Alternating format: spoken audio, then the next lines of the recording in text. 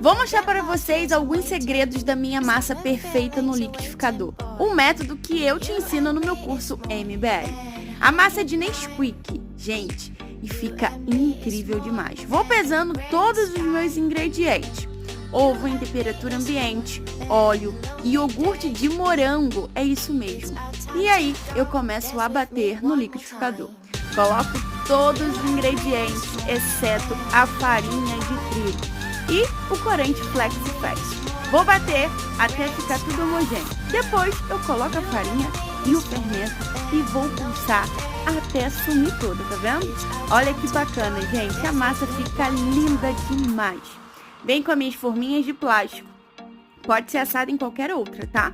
E desmoldante para não grudar. Leva ao forno em temperatura baixa de 130 graus, mais ou menos, por 25 minutos. E olha, está pronto.